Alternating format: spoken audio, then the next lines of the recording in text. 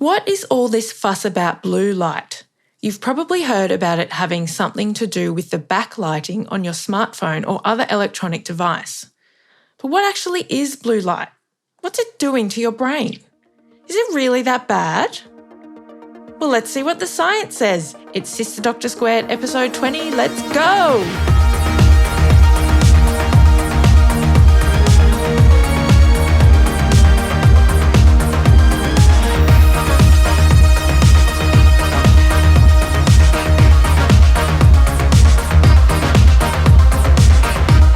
We would like to acknowledge the Turrbal and Jagera people as the traditional owners of the land from which we are recording this episode. We are coming to you from Meanjin country. We pay our respects to elders past and present and to all Aboriginal and Torres Strait Islander people listening today. Thanks, Janine. Aleena, as you know, I am just back from the most awesome holiday in Western Australia. I'm still on Western Australian time, which has been messing with my sleep a bit, which is kind of ironic given the topic we are going to get into today. It's only a 2-hour time difference, but just enough to be a little irritating. And I was up very late preparing for this episode with all the lights on in my house. So I had lots of artificial light pumping into my eyeballs, and the irony was not lost on me.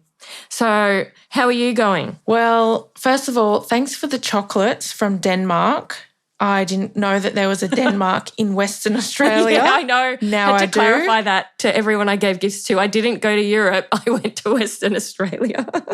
Denmark's a beautiful little place. Yes, well, the chocolate was really good. Thanks. I finished that yesterday. Oh, good. Well, yes, timely that you had that experience given our episode. But before we get into that, huge thanks to everyone who listened to the last episode about the link between music and emotion. We got a really great response to that. Yes. People loved it. Clearly got awesome. A few musos listening out there. Yeah, maybe. Our most listened to episode within a week ever. Yes, most downloaded within the first week. So thanks, Squares. That's awesome. So moving on to today's topic, we've chosen this one in large part because I do a lot of work with students as a learning advisor, and I do advise them to reduce artificial light at night and to suppress the blue light on their mobiles or laptops. But some query whether this is really necessary. So we were discussing this, you and I, and we decided let's cover it in an episode. Let's get stuck into it. Yeah, exactly. Let's look at what does the science actually say. I'd like to go over a few topics before I get stuck into the paper that I've chosen, just to make sure that some of the core concepts make sense. So the first of these is the circadian rhythm. So if anyone hasn't heard this term before, in humans, this is a 24-hour body clock, and it controls things like your sleeping and waking cycles, the release of certain hormones, body temperature, and also eating and digestion. And exposure to light has been very well established to be linked with our circadian rhythms. We are what's called a diurnal species. This means we are generally awake in the day and asleep at night, as opposed to being a nocturnal species. The key hormone that regulates our circadian rhythms is melatonin. This is the so-called sleep hormone. Melatonin is produced by the pineal gland and also in small amounts by the retina in the eye, I learned. I didn't know that. No, did I. This release occurs mostly at night when there is darkness. And in fact, melatonin levels start to increase after the onset of darkness. And they peak between 2 and 4 a.m. and then the levels gradually reduce until the time of waking. There is also variation in melatonin levels across seasons. In winter, there is generally more melatonin being released, especially if you live in high latitudes. I also learned that infants produce very little melatonin, which makes a lot of sense. Yeah. And interestingly, melatonin levels peak during early childhood and then they slowly decline as we age. So I'll put some links up in the show notes to some of the things I was reading, getting this information. It was pretty interesting. I'm sure many listeners have heard and may have even tried melatonin as a sleep aid. It is something you can purchase, and some people find it very helpful. So we understand that artificial light at night may disrupt our circadian rhythms, but let's focus in on this blue light specifically. Human eyes can perceive light from what's called the visible spectrum. This is essentially light that covers the colours in a rainbow. We can't perceive light outside this range. So that would be light like UV light, infrared light. We can detect it with devices, but we can't actually see it, right? Yeah. And I learned a lot about the physics of light when I was doing my bowerbird research, because I was investigating what items were most popular by those males, because you may remember that they love collecting blue. And I was using spectrometry to try and establish what shades of blue and whether there was other colours involved. Yes, throwback to our Why Do Bowerbirds Hoard and Steal Blue Stuff episode. Right, Listen to that if you haven't yet. And I'm going to put a link up to a page from the Khan Academy, which I love as a teaching aid, all around light. If people are interested in this, it's very fascinating. It's important to point out that blue light is not inherently bad. We are surrounded by it during the day. There is blue light in sunlight. What seems to be the issue, potentially, is when we are exposed to artificial light, and especially blue light at nighttime. Artificial sources of light at night could include light bulbs, TVs, and smartphones, and other tech devices. Okay, so now I'm going to move into the paper that I have chosen. This paper is by Hio and colleagues. It was published in 2017 in the Journal of Psychiatric Research. The paper opens by just summarising some statistics around smartphone use, because this paper is focusing on that type of device and the light emitted from that device. Apparently in 2011, the average American spent 1.5 hours on a smartphone each day. 2 years later, in 2013, that had increased to 3 hours on average. Ooh. Yep. And so that was the latest stats reported in this paper. I then went and had a look and found evidence for, in 2021, it's more like 4 to 5 hours per day, which I think that would relate for me. And then in the paper, they discuss smartphones being used just prior to sleep. And the paper quotes that in 2013, 39% of Americans were doing this. And the rate was doubled when looking at teens and young people. And I mean, I think that would surely be higher now. I would think most people with a smartphone are probably looking at it at night. Sure. Yep. Aleena, do you do this?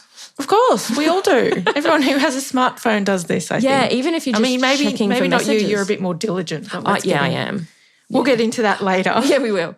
All right. So smartphones have LED light, and this does emit artificial light in that it is not a natural source of light, right? Of course. We didn't evolve with this sort of light exposure at this time of the day. This paper cites previous studies that do show how artificial light at night, and this could be from any artificial light source, can affect things like circadian rhythms. It can suppress melatonin, that sleep hormone we discussed.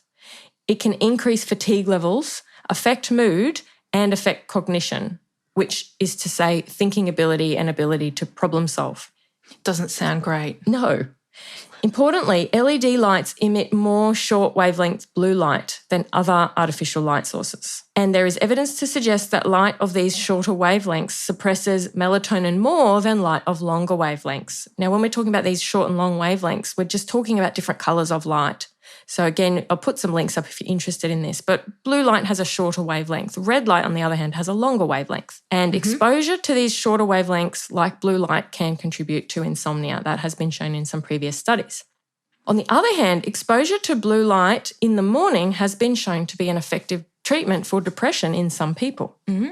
At the time of this paper being published, there had been no previous studies of smartphones in particular as the source of artificial light at night. So this is what the authors wanted to investigate. They wanted to do a high-quality experiment to really test the effect of short wavelength blue light coming from smartphones in terms of its impact on sleep. In this study, they tested LED smartphones at night in two groups. One group was given smartphones that emitted a normal level of blue light, and then the other group was given smartphones where the blue light had been completely suppressed. This study was a randomised, double-blind, crossover, placebo-controlled study. Now, that is quite the mouthful. That gets me excited. I know it gets Aleena excited, but we're going to unpack what does that actually mean. Okay, so the randomised component means that participants were allocated to those two groups randomly. Double-blind means that neither the participants nor the experimenters know which group participants have been assigned to. The crossover component means that participants would be in one group in week 1, and then they would also be put into the other group in week 2. So at the completion of the experiment, every participant is being exposed to both types of smartphone, and there was a 1-week break in the middle. And finally, the placebo-controlled component I've got a quote from the paper that I think sums this up well. The two types of LED displays were indistinguishable from each other with the naked eye because the other wavelengths were used to mimic blue light in the suppressed LED. So Ooh. I know, I don't completely understand how that's possible, but what it's saying is that if you looked at these two phones side by side, it wasn't like one appeared to be more warm or orange or red. They both looked the same. Yeah. So that's a very well-designed study in my opinion. Yes, very good. The study only included middle-aged adult males. This was done intentionally to control for the effect of fluctuations in female hormones. You may like to go back to our fight, flight and freeze episode to hear us talk about why this can sometimes be problematic. I'll just leave that there. Indeed. The researchers excluded people whose results might bias the findings. So this included people with any current sleep or vision conditions, plus shift workers or anyone with any recent jet lag. Makes sense. There were 22 participants in total. This is quite a small sample size, I'd like to point out. The participants attended a medical research centre for 2 to 3 days. This is pretty cool. In this centre, all participants were in identical rooms with identical beds. Their diet was controlled to be identical, and they all stayed in that unit for the whole period without leaving. So they're really trying to control as many potential confounding variables as possible. Yep. So again, very well designed. Participants were also asked to keep a regular sleep pattern for the week prior. So this meant they were to have fixed sleeping and waking times and to get 8 hours of sleep. So again, just really trying to control everything before they even arrive. I wouldn't be able to participate in this study. We might get into that soon. We'll get to that. Okay, so as I said, they were there for the 3 days. On the evening of day 2 is when they participated in the experiment, which is where they played games on a smartphone from 7:30 until 10 p.m. Researchers also ensured that the light levels in the room were controlled, which is important to point out because if you've got one person in the dark with their smartphone and another person with all the lights on in the smartphone, that's a completely different light source, right? Yeah. Yeah, and the lights were very dimmed. Also, they made sure that everyone's smartphone was controlled to be 25 centimetres from their face at all times. So they're even controlling the distance from which the light is being emitted, which I to be honest, I don't know if I would have thought of that part if I was running this experiment. I was like, oh yeah, that is important too, isn't it? Okay, so they recorded blood cortisol, which is another Was it hormone. attached to their head or something?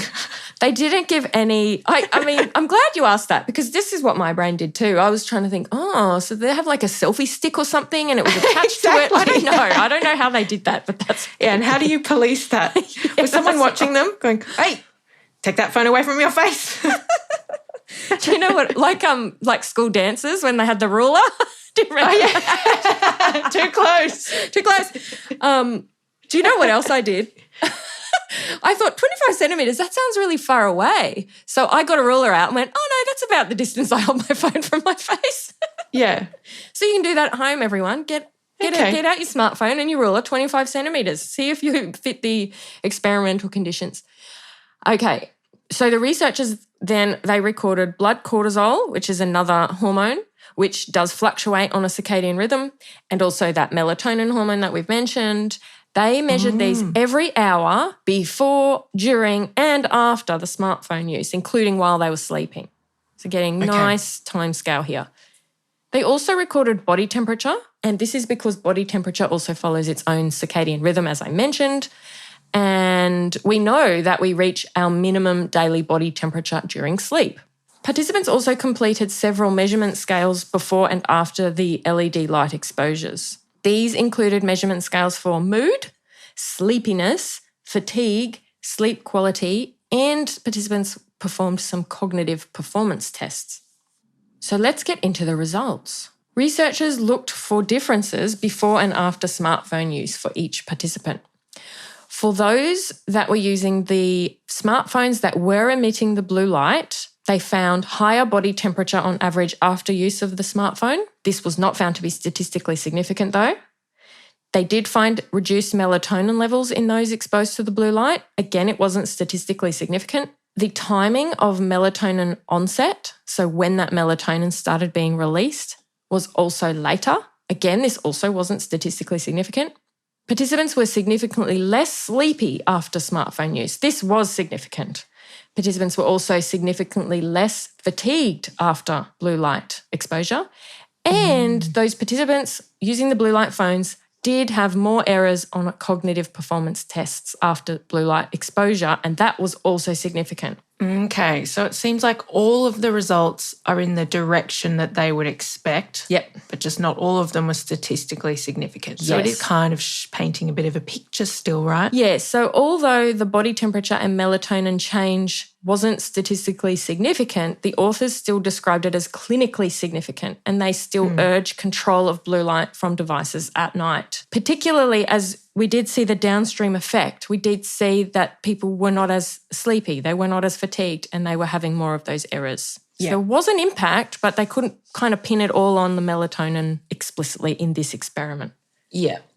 And when by clinically significant, what they mean is that this is actually probably having a meaningful impact. Yes. The authors do suggest suppression of blue light at night and also the delivery of bright blue light in the morning. Previous studies have certainly shown significant effects of melatonin, but these were using light boxes and focused on brightness rather than on smartphone displays. So the authors point out some limitations of the study, which is important to run through. The sample size was quite small. It was only 22. They do effectively double that by having that crossover design, but that could explain why they didn't quite see the statistically significant results that were expected. As I mentioned at the beginning, there were no females, so we don't see any sex differences. There was no one in the group with insomnia. I would like to see this tested in those people because they do have sleep issues, and perhaps those with sleep issues may be much more sensitive to these sorts of things. So this was a group of healthy men who had no sleep issues. So it's possible that they're just not as sensitive to it. And the authors also do point out that they didn't actually measure the sleep itself. So that would include things like how long did it take them to fall asleep, looking at the brainwaves during the sleep cycle length, all of that. That wasn't covered. Other studies have looked into that though. Yes. And the authors suggest that future work could vary the amount of time exposed to the blue light. So they did it from 7:30 till 10 p.m. Perhaps a longer amount of time may show different results. So although there wasn't compelling evidence for the link between blue light and melatonin, we did see significant impacts on sleepiness, fatigue, and cognitive performance. The authors do suspect this was due to melatonin, but they just didn't have the statistical power to show that. I would, as I mentioned, really love to see a study like this done in people with sleep issues and insomnia.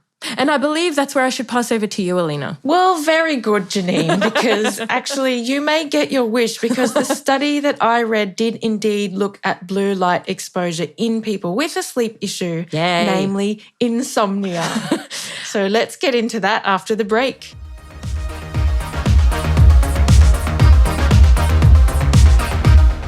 Okay, so actually this study was looking at the effects of reducing nighttime blue light exposure. I'll explain all that momentarily. The study was by Ari Schechter and colleagues from the USA. It was published in 2018 in the Journal of Psychiatric Research, same journal as the paper you covered, Janine. Yep. I loved this paper. Oh, good. It was very clear and it was quite a joy to read, actually. And I just identified with it so much because, as you know, I have had phases of insomnia over many years. Yes. Ugh. As have I. We go way back, insomnia and I. We are quite well acquainted. So I was really interested to check out this paper and mentally put myself among the participants. So what's it all about? Well, the researchers wanted to test whether wearing blue light blocking lenses before bedtime would improve sleep for people with insomnia. People are probably familiar with insomnia. It's a sleep disorder where you have difficulty falling or staying asleep or waking up frequently during sleep.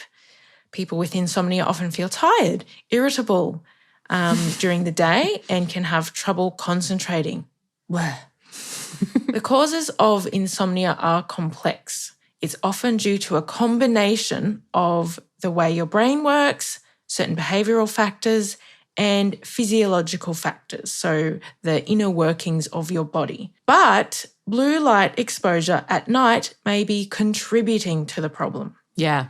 So if people with insomnia are doing what many of us do and are using blue light emitting devices at night, close to bedtime, then it may be exacerbating their sleep issues. Which begs the question, does using special lenses at night to block blue light reduce insomnia? So the participants in this study were 15 men and women from the New York City area. So this was another fairly small study. The participants had diagnosed insomnia for at least 3 months. To be included in the study, participants could not have other characteristics or conditions that might affect their sleep. So trying to control some of that bias, just as they did in your study, Janine. Yep. So for example, the researchers excluded people who had things like restless leg syndrome, narcolepsy, and also shift workers, and my favourite, people who had a child under 1 year old at home. Sorry, parents of infants, blue light blocking lenses aren't going to help you there. They're really not. That was when my insomnia was at its worst, actually, when I had an infant.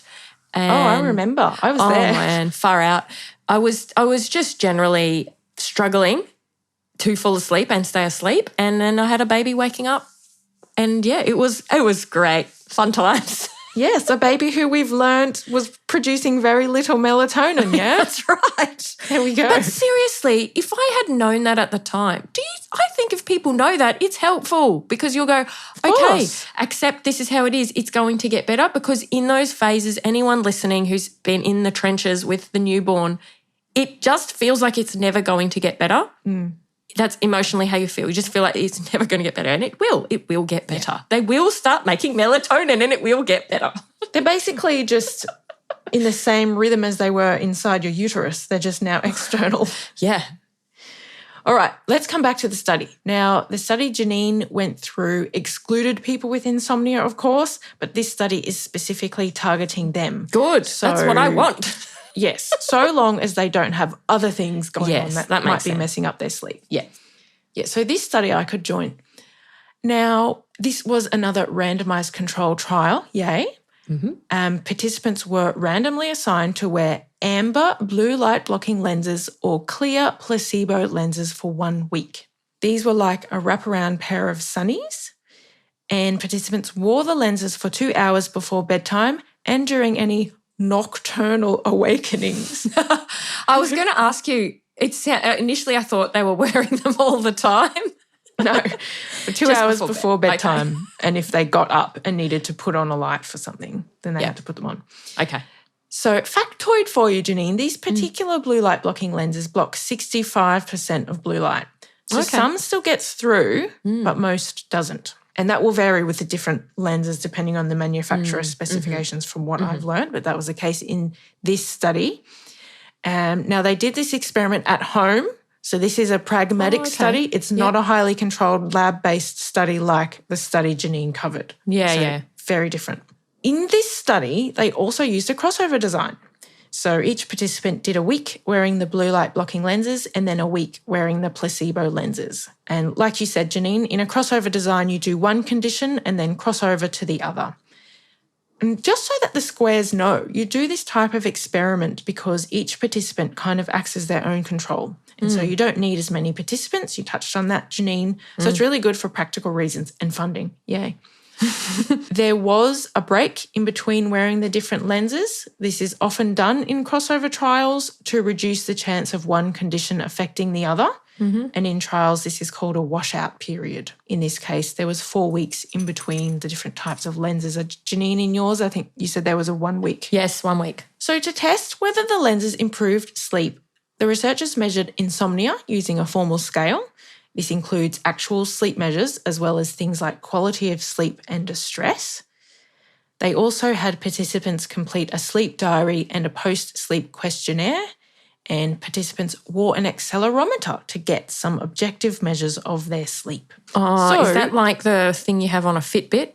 Yes, it is like one of the fitness devices that many of us have. So, did the blue light blocking lenses reduce insomnia? First of all, one participant dropped out, so we're left with 14 folks in the end.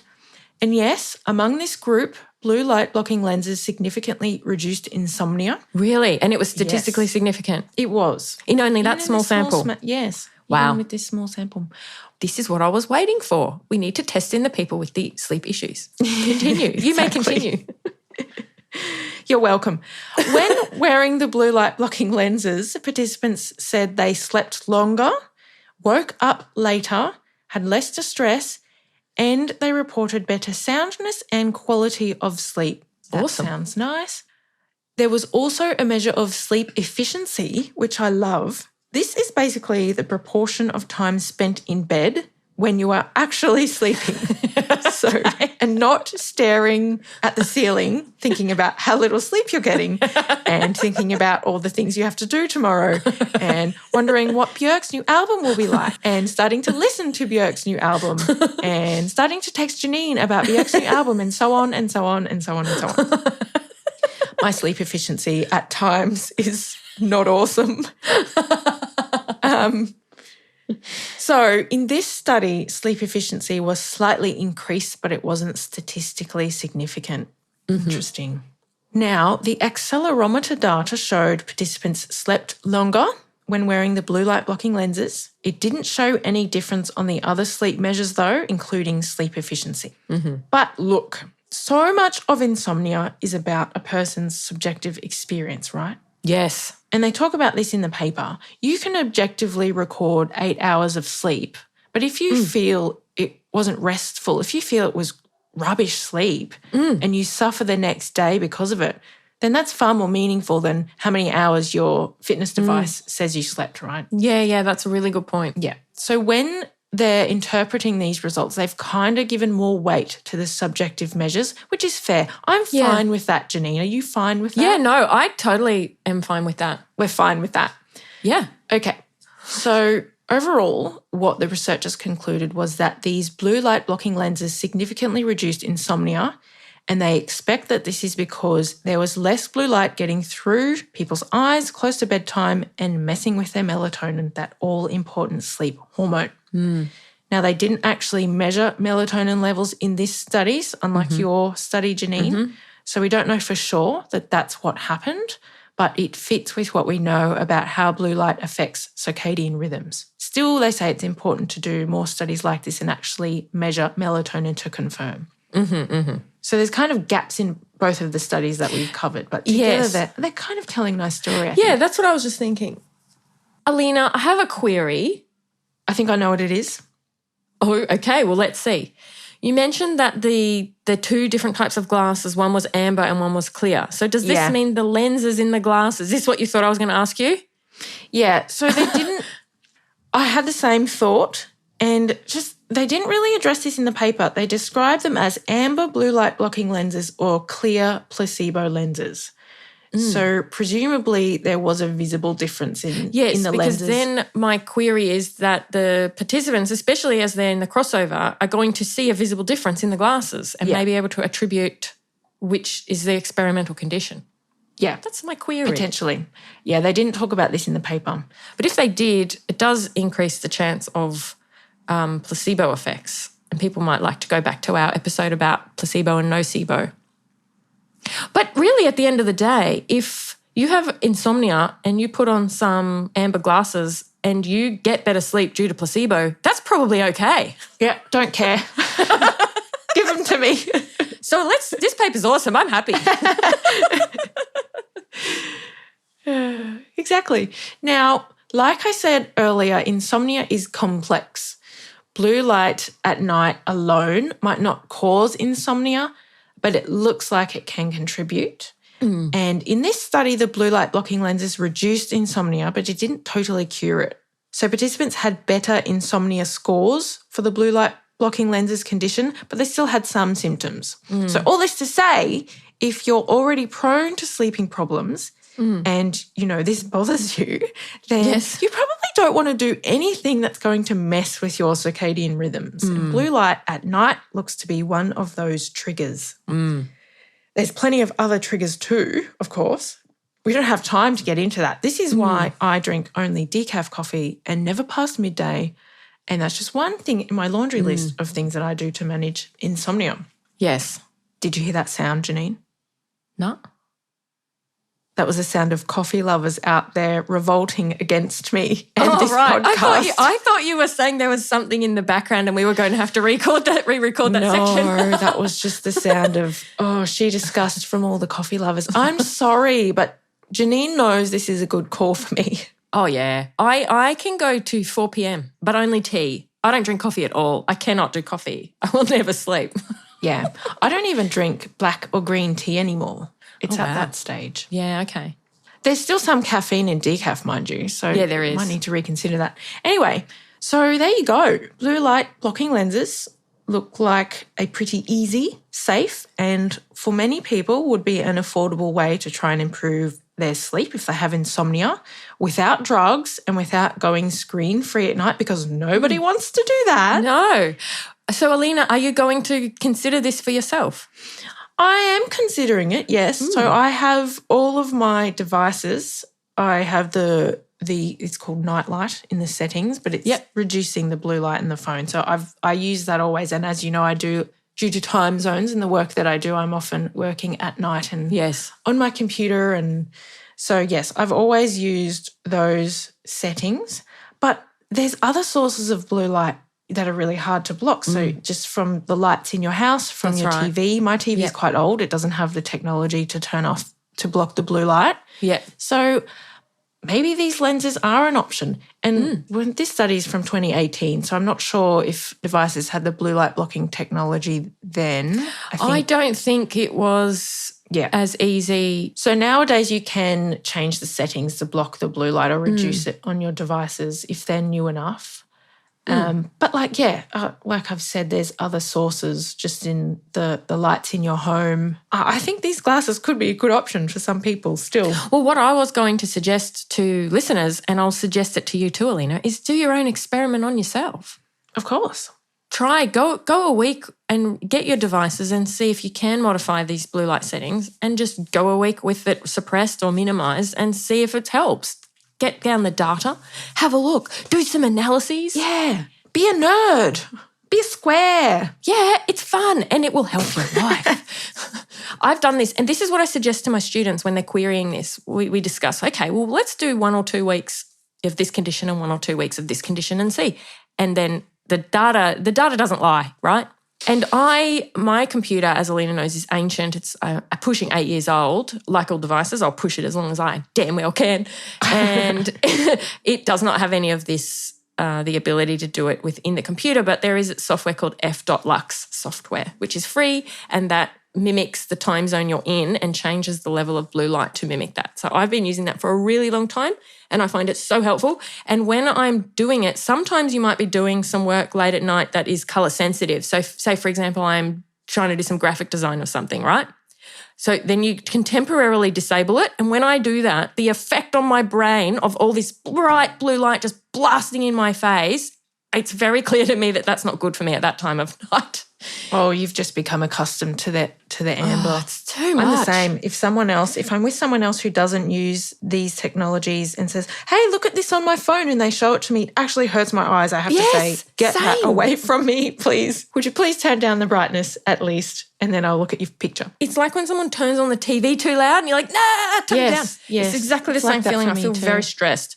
The CDC does actually suggest dimming lights 2 hours before bed. So that's another thing. Thinking about your devices, but also dimming your lights, using lamps over bright lights, all these things. I think they can all help, particularly if insomnia or sleep is an issue for you and that bothers you. Yeah. And in terms of insomnia, like I said, it's complex. There's all sorts of other things that are probably going to be beneficial around sleep hygiene, all sorts of other things. It's not just blue light, but blue light is one potential trigger. I'm sure we're going to get more into some of these other topics in time.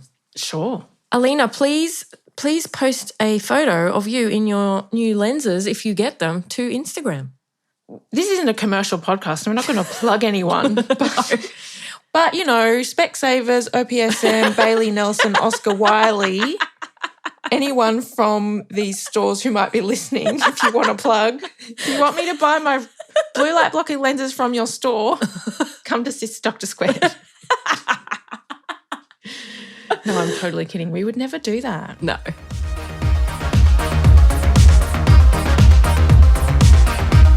Okay, so Janine, what time is it? It's in a square time and I want to go first, please. Oh, sure. I did this last time. I just jumped right in. So you go right ahead. Yeah, well, as I mentioned at the beginning, I just got back from the most awesome holiday in Western Australia.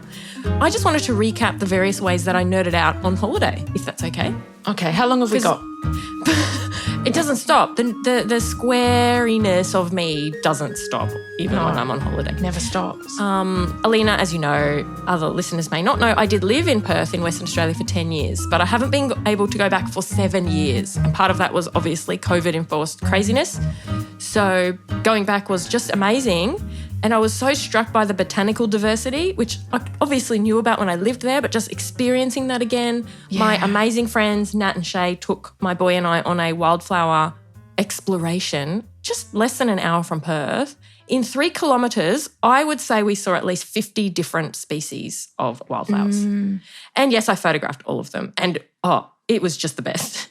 Oh, yeah. Have a look at Janine's Instagram if you want to see some of those. Yeah. We also went to Rottnest Island, and this is famous for having quokkas, which are super, super cute marsupials. They kind of look like chipmunks, but they have pouches. And they were in their breeding season, so there were baby quokkas everywhere. They're so cute. Oh, they're so cute. And they're so tame. They are a protected species, but they're very calm around people.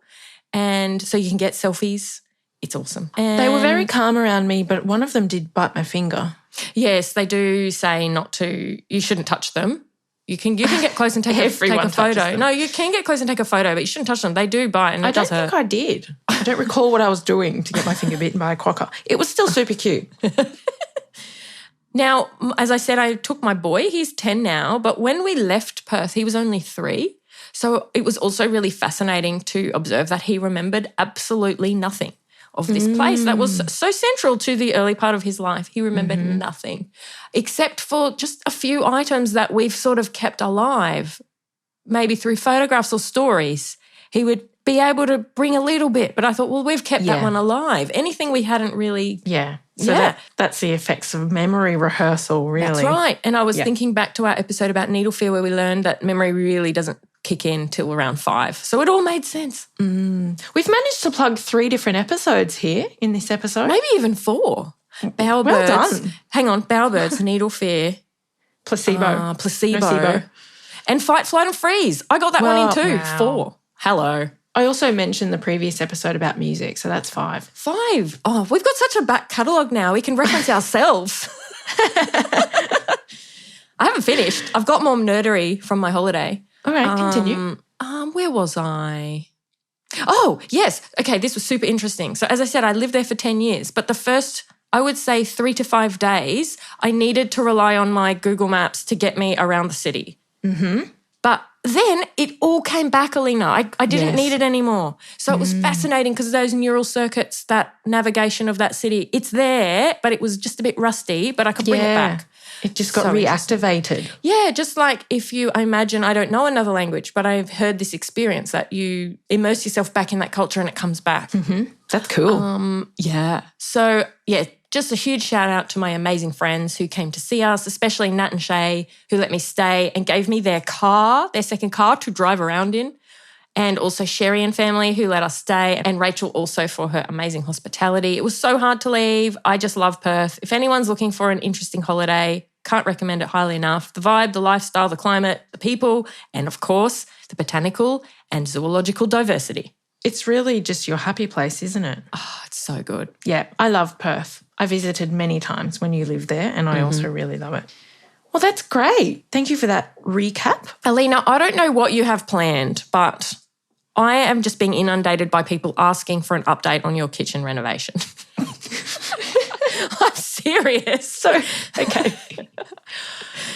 I think the last update I had said that the missing items from the random Swedish furniture store had arrived. And yes, so you did say that. It was all over. I remember I was saying that I know. This is what I said. I said to them, yeah. It's arrived. Opened them up and I didn't think they would be right. Yeah, I know. I've said this, but they're like, but then what happened?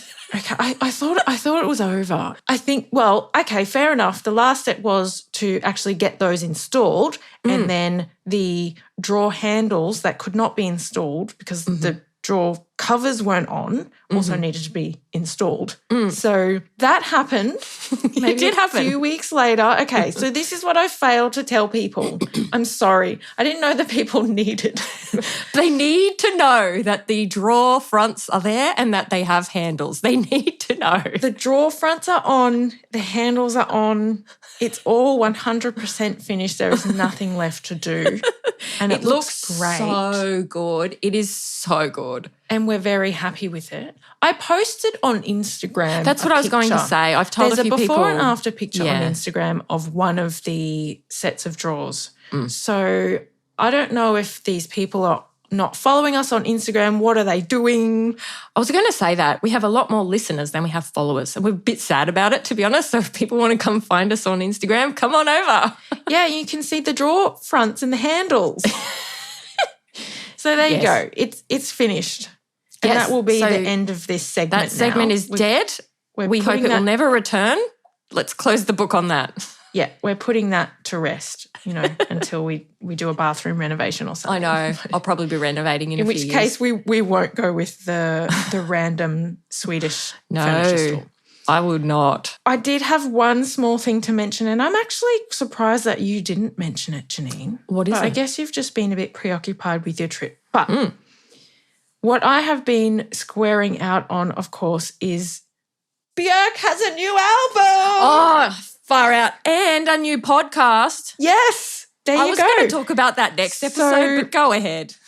Björk has a new album out, and I've been listening to that. It's called Forsora. I don't know if that's how you pronounce it, but that's what I'm going with. I think that sounds right. It's great. I'm really loving the song Ancestress. It's been in Ooh. my head for the last 5 days, and I don't have a problem with that at all. It's just so good.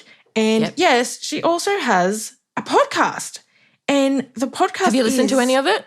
Not yet, because I'm started. preoccupied with the album, but I will.